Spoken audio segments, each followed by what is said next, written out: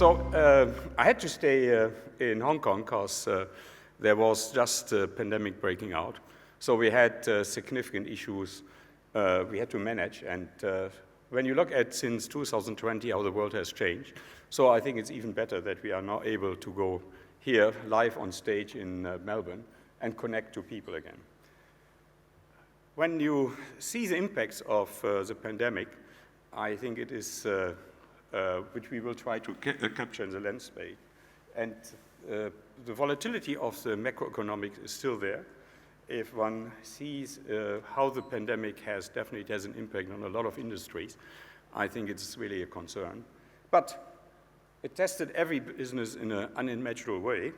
But having said this, before I go into the major challenges racing is facing, I would like to recapture a little bit how, in a way, the industry has come through this significant challenge.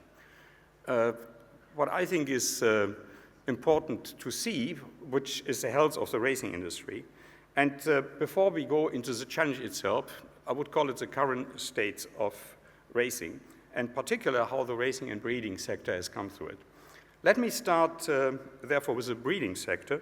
And it is, in this respect, remarkably how resilient the industry has been. And now I'm free to walk, so I think that's very good. How remarkably the industry has been.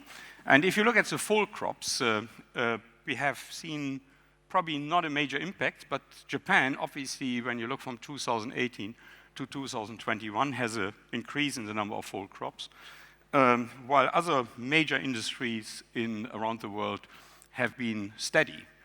If one looks, for example, Australia, you have a little decline, but I think it's not significant.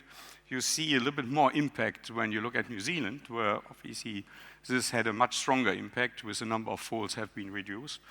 And South Africa and India definitely felt the impact of COVID. So there is definitely a significant challenge in the industries in some countries, but especially Australia, Japan has come through the crisis extremely well. Other jurisdictions, and we take a snapshot what happened in US and in Europe. So if you look at the non-ARF jurisdictions, which makes it a little bit easier, you see the US had a little decline, but it's steady. Practically Ireland has not had a major impact. France we have unfortunately only the figures till 2021.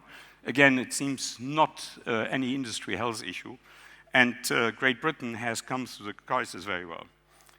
Looking at the sales market, which I think is definitely always a very good indicator how the industry develops, you see extremely buoyant sales market. What is the reason? So definitely quantitative easing, where all asset classes have increased. That has definitely is the case in the horse racing, in the thoroughbred side too. And the Southern Hemisphere especially had a tremendous development, even during this public health crisis. So if you look at a little bit more details when we go into the figures, very strong figures, very strong growth, and especially Australia has been tremendously successful, and there are a lot of reasons for it. But comparing now the prices, when you go a little bit more into the details of the different sales, we have increases between 6 and 23%. Minimum is 6. We have even 36%, but we are in the region of around 20-25%, which is amazing, looking at the economic havoc COVID has caused. Interesting enough, when you look at the median figures, which gives you a little bit perspective too, you see, again, that the figures have been extremely strong, 40%, 50%, 35%. So it shows that the market, especially in the Southern Hemisphere, has been extremely successful. And the Northern Hemisphere has proven resilience too. It's especially in the top segment, especially when you look at the top market end, you see the average price, for example, in tether cells in 2019 to 2021, 15%. And overall, again, the same picture, the median price has in a way increased. So there seems to be sufficient money to go and buy horses. But especially if you look at Australia, with the significant democratization of horse ownership, and sales companies create bonus races if you have the prize money increase, which we go later to. Has created a very, very attractive environment for being in the breeding industry. Looking at prices of horses who have already run, which is especially important for markets who have not a breeding industry, like Singapore and Hong Kong, there is a further escalation of prices, which we cannot quantify. But when you look at our statistic we think that the prices for horses who have performed and would be eligible, for example, to come to Hong Kong, have increased by around 40%. And it becomes more and more difficult for countries like Singapore, Hong Kong, Macau to buy these horses, because you have the trainer syndicate, you have the owner syndicate. So these owners are not even willing to sell. So that is a significant supply chain question which countries like Hong Kong and Singapore have to face. Looking at the number of horses in training, again a snapshot, because there was a concern that the ownership would fall off the cliff. It hasn't. The number of horses in training, we see no visible impact, and I don't want to go too much in the figures, but it sees that practically the figures have been pretty the same. There was a little decline in the US, but all the other markets show, interesting enough, an increase, and an astonishing increase in Ireland, where you have an increase of 14%. One of the key drivers of this is the prize money. And the prize money development, especially look at the AIF region, has been during COVID amazingly strong. So the figures, if Australia is nearly $850 million up, which is 16%. Hong Kong is 1.46 billion, which is up 20%, and Japan has gone up by 24%. Again, a very, very stimulating environment. But we see even further developments, and especially that will become a significant new development if one looks at the prize money. Dubai and Qatar was already major players, but we have a completely new major player, and that's Saudi Arabia.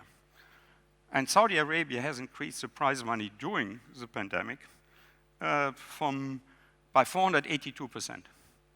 The prize money was 11 million in 2019, and is 64 million US dollars this year. And we are aware that there are further plans that Saudi Arabia want to become one of the major players in horse racing. So what does it mean for the industry? We can say we are pretty much in a positive shape in the Asian region. When one looks at Great Britain, France, Ireland, you see some growth in prize money, but by far not in the same dimension. And Great Britain, in a way, has come back in 2020 to just 170 million pounds, which is a record increase of 11% from 2018 to 2021. What is the reason for these significant increases? It's the lifeblood of the industry, it's wagering.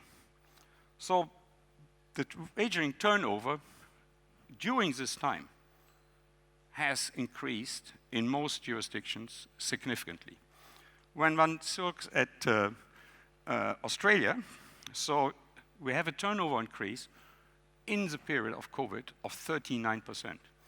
If one looks at Hong Kong, we have a turnover increase of 13%, and Japan saw 16%. Again, it shows that despite the significant economic challenges, obviously, with income which is available, which could not be used for other discretionary spend, the racing industry has been able, obviously, to channel this demand. But how the industry has done this, and how resilient the industry has been. Korea is an example who was probably most hit by COVID, because everything had to be closed down.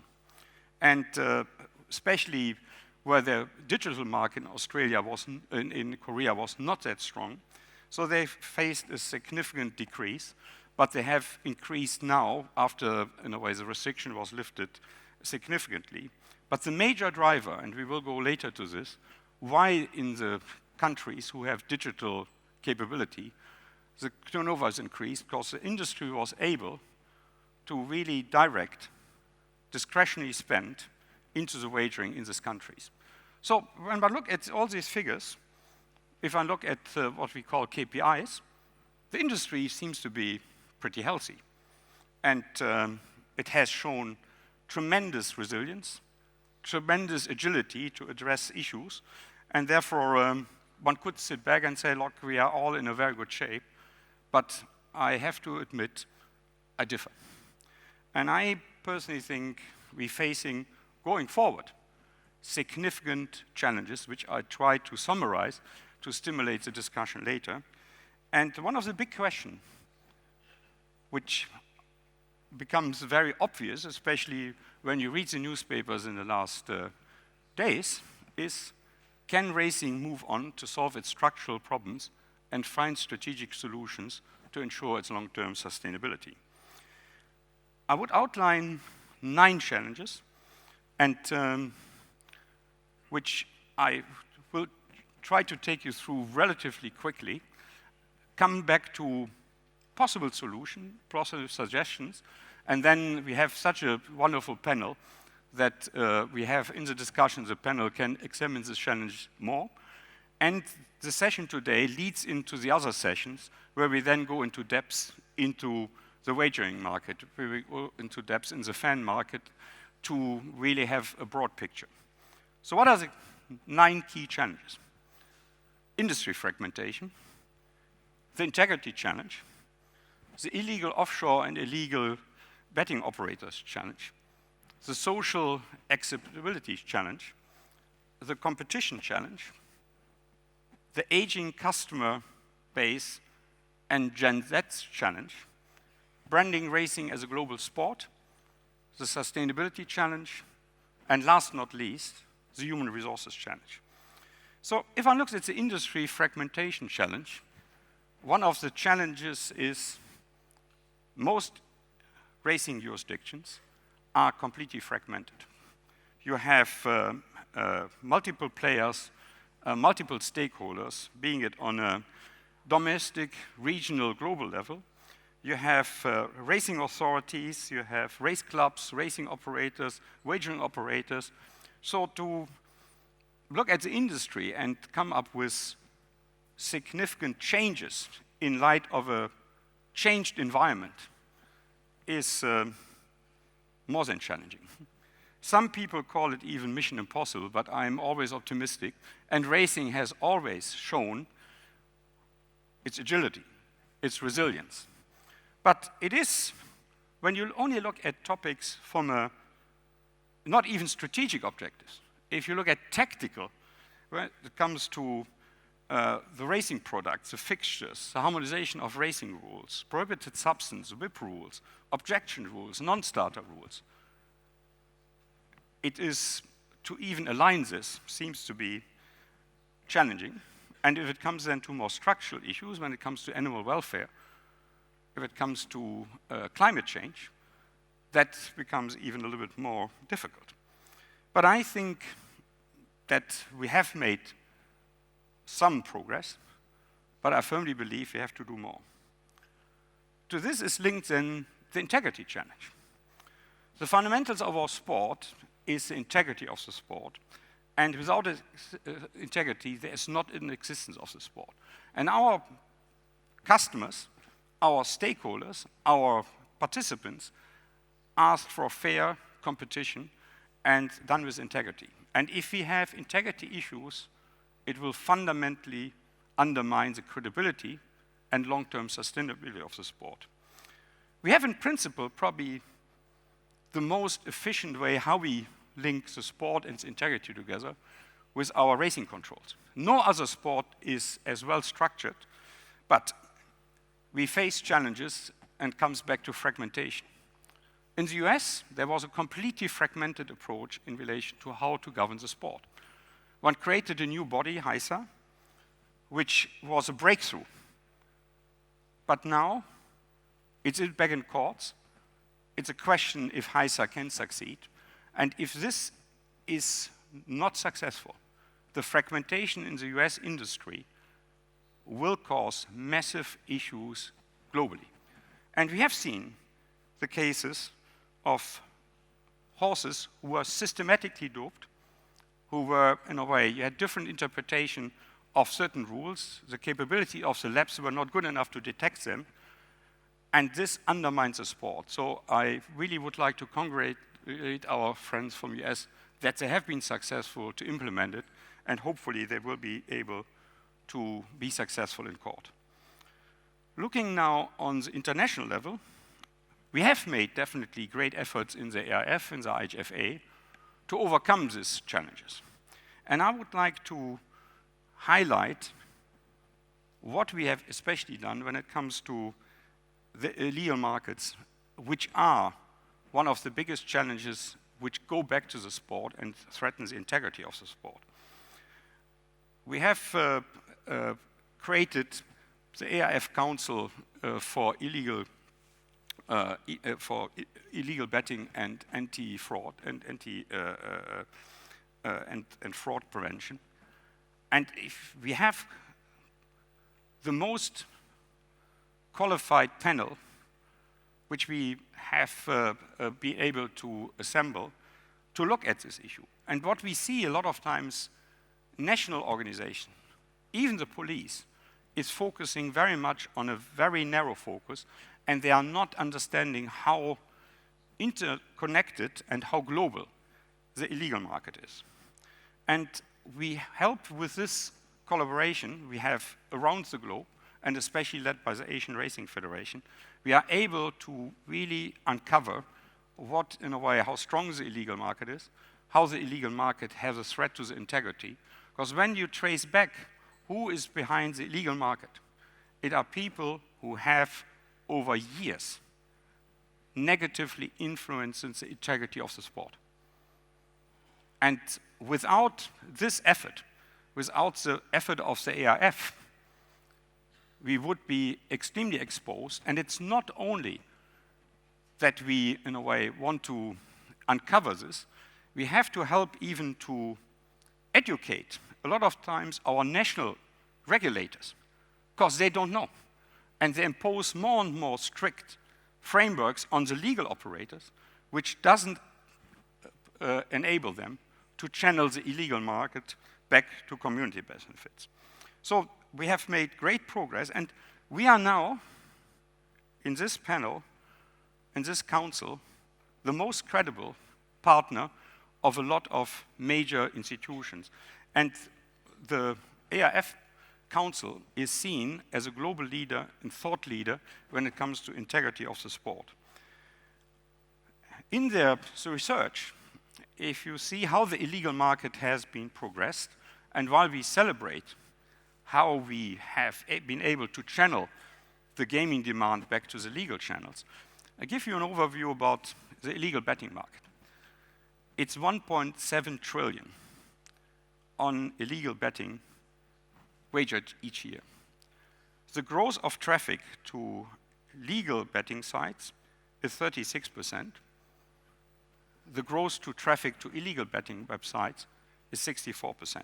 It shows again that with the digitalization, the illegal market has even gained more. And I only can say, if we are not be able to channel some of the money back, it has integrity problems, and it has definitely a problem of the long-term sustainability of the sport. And technology will even more enable them to make it more difficult. Developments when you see at Web 3.0, if you look at money laundering hubs, how they, in a way, have now diversified their server farms, which makes the traceability very difficult. So this is definitely a challenge we have to face in the industry. For me, the next challenges are the fundamentals, which will threaten our sport. I would like to call it a social acceptability challenge. We see a significant shift in social values, which are heavily impacted by generational change. We see an increase in urbanization, lesser connection with working animals, and horse welfare will be seen completely different than a generation who is 45 plus. And especially when you come to the Gen Z, where we discuss this later, is a fundamental difference how they look at animal welfare. And social media, very well organized animal rights organization and animal welfare organization, with really KOLs who can influence the opinion, have already focused on racing, and we think that this will become even more an issue. And everything which happens in racing, an accident, highly visible, social media covers it around the world. So the acceptability of our sport will become more and more under scrutiny. When we look at statistics, horse racing in principle has a relatively good safety record. So we have, in a 5-year average, we have 0.5 breakdowns, catastrophic incidents per 1,000 starts. Sounds not that threatening, but every time it happens, it goes globally, and every time we will be asked, why? So we have, as a response, we have done a lot of scientific research. We, in a way, do much more, in a way, to detect issues earlier, to minimize the risk, but this will become one of our key challenges we have to face, and we have to think how we, as an industry, would like to handle it. The next major challenge is retirement of horses. What is the second career? What happens with a racehorse after it's retired? If we have not convincing answers, if we have not structurally different solutions, the social acceptability of our sport will be not only questions, and there will be more and more political pressure on this. So we have to find much more strategic solutions, how we deal with this issue. And buying a horse retirement farm is not enough. What are the programs? How you, in a way, integrate them? How you combine it with equestrian sports? So these are industry challenges we definitely have to address. And the topic of use of the whip, which I would submit is a lot of times not an animal welfare challenge, but it's a perception challenge. And this is definitely another issue which we as an industry have to address. And you have different whip rules all over the world. And we will have to think how we, as a global sport, manage this. Number 5, competition challenge. We face significant competition because we are not in the wagering business. Horse racing is entertainment. So we compete for time, for money of customers. And a lot of times what I feel, we from the industry, we look too much inward. We look at our product. We don't look what a customer experience have to be, and design what we present to our customer from a customer-centric point of view. So the major sports events are back on the agenda. And you see some pictures regarding, here's a Melbourne Cup, but we have the grand final sold out. I have Rugby 7 in Hong Kong was very successful. Our Chinese New Year was extremely successful, 84,000 people. So that was a great success. But the competition for time, with more and more events coming back and being at concerts, being at others, the disposable income and the time people spend will become definitely more and more competitive. But when we look at racing, we have a lot of times, what I mentioned before, a product-centric approach. We produce a wonderful Group 1 race. But if we don't combine this, even world-class sporting events, with entertainment, when we don't look at what the different customer segments would see as what is for them interesting, we will not be relevant going forward. We have seen a lot of new innovations, for example, in the racing side, with new races coming up, which is good to create competition. But at the other end, from a sporting angle, we still should not forget that the major races, we want to see the best horses competing. We want to see that these top horses are becoming the idols, the heroes of our racing fans, and that racing is not about only wagering. Racing in most countries, especially if a breeding side, racing is a selection process for breeding. And when we look at how we design a pattern program, how we try to accommodate competition, but how we, in a way, in the end, protect those races who are the key for the selection process, I think is important. When you look at competition, looking at the wagering market, and I don't want to go too much in this, because we will capture this much more in the wagering session, but you see since 2018 how the racing betting turnover, which was around 134 billion, accounted 45% of the global market. When you see the growth sports betting, when you see horse racing, how it has grown, we go from 117 billion to 194. The sports betting market has grown much more. We see this in Hong Kong, where we have, for example, horse racing and football, where horse racing has an increase, but the sports betting increase is even significant more, and you see the same trend globally. And events like the World Cup are key drivers for sport betting. So the market share for racing has fallen to 35%. But market share is not necessarily the right measure, but the growth were more and more, and especially when you look at the younger segments, which we go later into, is definitely much more into sports betting than in horse racing. We have another emerging trend is betting on esports. Highly relevant for the Generation Z. So the esports has grown from 9.7 billion and will grow to 2028 to 24 billion. And the Generation Z is definitely in this field. Horse racing is not, and we will go later to this, relevant for this field.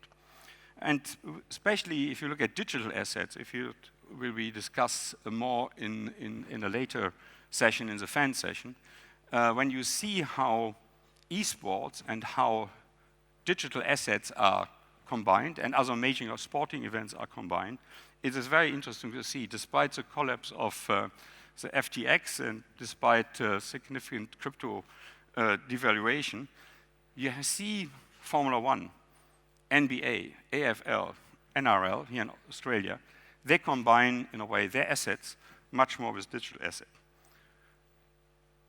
The biggest challenge from a customer-based perspective, I would like to highlight this, and that shows you and we did a research around multiple racing jurisdictions in the wagering side. And the wagering side probably reflects in a certain way the fan side. We have a massive challenge to rejuvenate our customer base. When we have, looking 5 years, we have no problem now. If you look 5, 10 years ahead, that will become the question of the long-term sustainability of racing. Customers, if you see that the customer base, where you have practically 43% of our customers are 55 and above. When you see how many of our customers are below 25, it's 3%. When you look at the turnover, you have 52% of our current wagering turnover comes from customers who are 55 and above. And at the moment, we have 1%, which comes from the younger generation under 25. This is our Generation Z challenge. And we don't have to, in a way, now say, oh, we don't focus on our 25, 35-year-olds. We have growth potential there. But the issue will be the Generation Z, and we are largely not engaging with them. We have extremely good to engage with a more mature customer, but the Generation Z, we have no relevance. And when you combine it with social acceptability, when you combine it how, in a way, a customer experience have to be for the Generation Z, which is purely digital. This is one of our massive challenge. And that's why I would like to focus on customer centricity and what customer centricity means. It is not what we think the customer wants. It is, we have to understand what the customer wants. We have to have much more insight. And the experience we create, especially for the Gen Z, everything has to be on mobile. Completely integrated. And there is the hypothesis that the Generation Z behavior is completely different. And we will highlight this, especially when we later go into the fan session, where we go deep into behavioral issues and what we have to do from a digital strategy to connect to them. When we did some research, they said, look, your bet types, it's too complicated. If you try to explain to a Generation Z what a quinella is, what a forecast is, you have lost the game. Their attention span is normally 8 to 10 seconds. If they don't connect, if they don't can know what they do, it's over. You're not relevant. And we have these programs to explain it. It will not work for them. It has to be instantly, it has to be not complicated. And that means we have to completely change our connectivity to them. It doesn't mean that we have to change the racing product, but the connectivity, how we connect to them, and how we demystify racing for the Generation Y, but even more for the Generation Z. Formula One is, for me, a classical example who has done an amazing job with Drive to Survive. And if you look at the results, now 74% of the fan base attribute Drive to Survive that they connected. If you look at the fans between 18 and 34 who came on board, it is 42%. And if you look at the fans under 45, it's 58%. So it is a fantastic way how they have made racing, Formula One racing, accessible to a completely different segments, which were definitely not interested in Formula One before. So do we have similar ingredients? Do we have the same chance as racing? I'm absolutely convinced we have. But we have to think from a consumer perspective and not from a product perspective. Branding racing as a global sport is another challenge which I think we have made progress. We have, from the market research, and going back to market research, the younger customer, even if you look at them 25, they don't want to be associated with wagering. They don't want to be seen as punters. Even they have a wagering propensity, and our surveys in most countries, 70% of the population, probably in Australia and in Hong Kong it's even higher, have a wagering propensity. But you don't want to brand it wagering. You have to brand it as sport, and even better as global sport. And the events have to be lifestyle driven.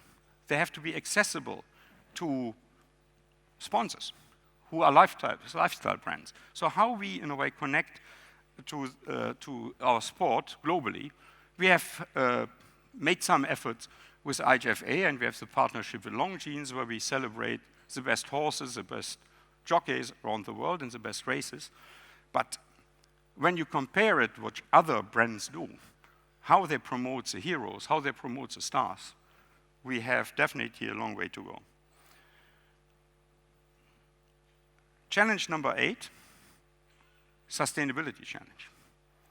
We are all aware that the significant challenges the climate change provides for all of us, and how to become, and how we have to become as an industry more sustainable. Looking at sustainability holistically, we have, again, made some individual efforts to do best what we can, but going forward, the focus on racing and what, in a way, our activities, how they relate to climate, to carbon emission, will become much more, in a way, on focus, and especially if you have to fulfill ESG standards. We have, at the moment, not a holistic approach to do so. And I have screened through a lot of reports of major racing jurisdictions.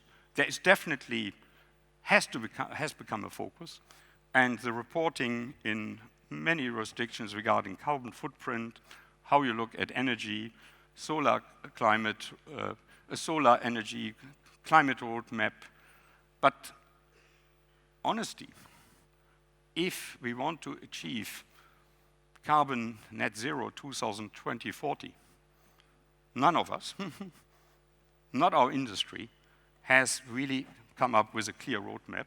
And it is when, with the fragmentation of the industry, even if you try to trace in a holistic supply chain what the carbon footprint is, we have at the moment no methodology, we have at the moment no structured way to do so, and this will become, even when it comes later to compliance obligation, regulatory obligation, will become a must. So there are certain frameworks which I use, the Sustainable Development Framework, again, scanning through reports. Very few of us have adopted this or in the progress to adopting it. So we have to really, as an industry, look much more holistically, especially from a business continuity perspective too. Because the climate change is here and it will create significant issues, but how, for example, you mitigate it, how you prepare your business for this, and how we anticipate changes. We know, for example, that with climate change, with global warming, certain diseases like African horse sickness, the vectors will go much more, for example, into Europe. And you see it will be already in the southern part of Europe. So if you will not then, as risk mitigation, develop a vaccine, it will be devastating for the industry. You will be 1,000, 2,000, 5,000, 10,000 horses die. So we have to prepare for these events, which could happen pretty quick, and how we prepare the industry. So we will link this back to the sustainability session, and Tim Flannery will provide insightful reports. Human resources challenge, and I could talk about human resources about the whole evening, or afternoon, or morning. Our industry faces a massive human resources challenge. When you talk to every trainer, when you talk in a way to the attractiveness of our industry to attract talent, being it in stables, being it in management, we are not attractive as an industry.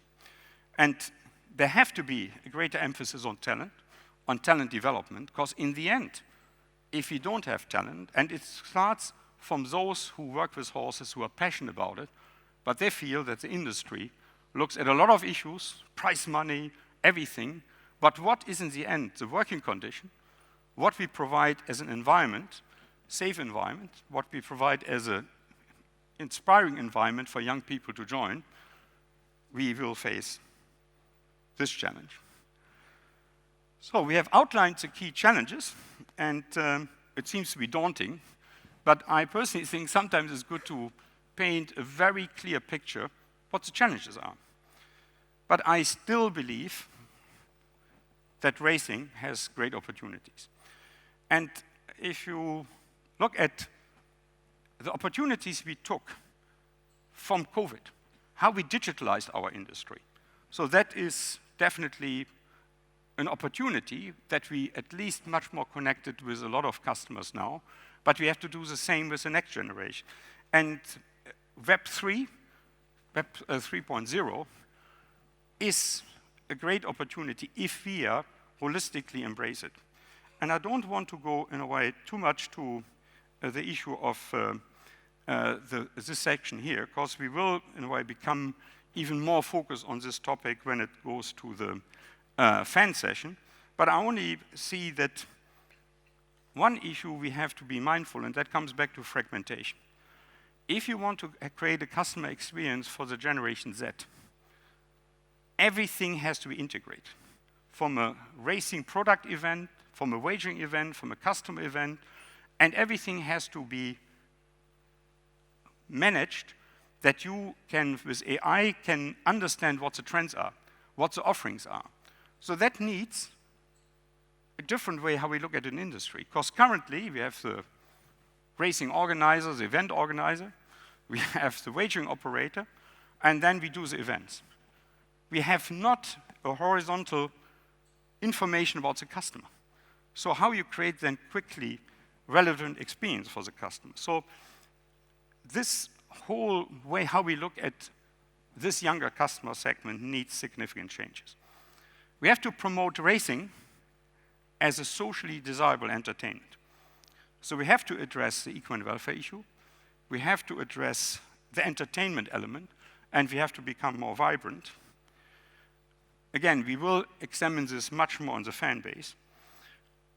If one looks at the current customer base, I personally believe the globalization and the world pool, which we propagate, is a major aspect, in my view, how we can promote the sport for current customer segments globally around the world, how we can, the major racing events around the world, become more attractive, how we can, especially when it comes to pool betting operators, who deliver much more revenue to the customers than fixed odds bookmakers, how we make this product more attractive, how we innovate this product. And I firmly believe that we have, with the world pools, created a new product which becomes extremely attractive already if you look at the success we had in the world pool, especially in Great Britain, where you see that this has a significant growth. And this goes back to mingling and world pools who are linked. For example, in Hong Kong, with the globalization of our racing, where we tap into the liquidity of markets around the world, based on our liquidity, 20% of our turnover comes now from overseas.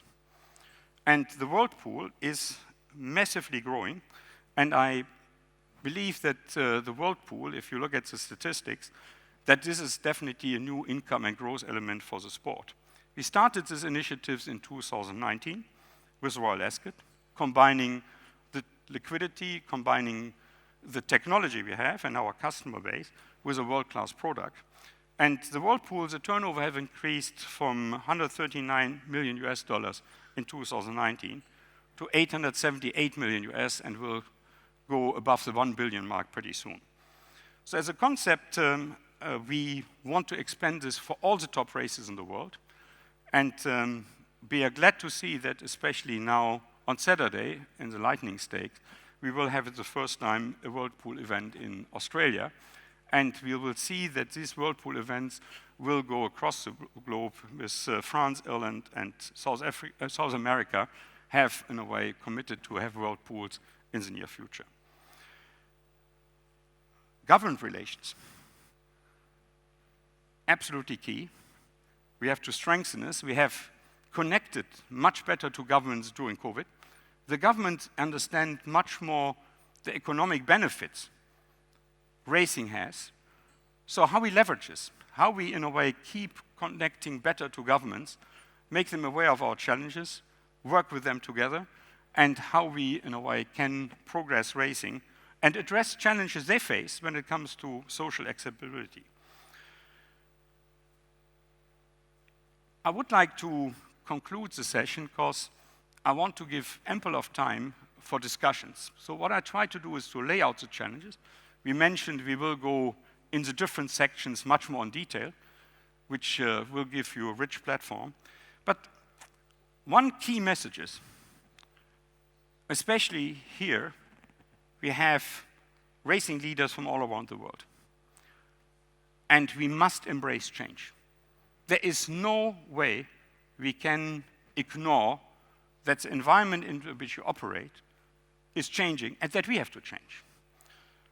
We face many challenges on a local level, but I feel strongly that we can solve these challenges only if we really collaborate and work together globally. And we have to look at problems, at issues from a customer perspective, not from our local product perspective, and try to fight for incremental wins, and we lose the battle. So what I really would like to call for, that we have to face all our local challenges, and we have to act on them. But to make fundamental changes, I would advocate to have a much more global, a much more holistic view to overcome the challenges. So what we need is joint efforts in our rules and practices to safeguard the integrity of the sport. We have to together fight the illegal market. We have to brand our sport with the highest integrity and brand the sport not only as wagering. We have to market our sport to reach out to a wider audience. We have to build new technology platforms to enable our sport to grow internationally and especially in the wagering business via global simulcasts, via global commingling, via world pools. We have to build a technology platform to enable us to embrace Web 3.0 developments and to be relevant to Generation Z. And we have to guide our breeding and racing industry to become more sustainable and reach carbon zero to ensure a long-term sustainability of the sport. In this respect, I would like to thank you for your attention. I kept my promise, I keep it to 40 minutes, to give ample time for our colleagues and friends here on the panel. And again, thank you for being here, and thank you for supporting the conference and being passionate about racing. Thank you very much.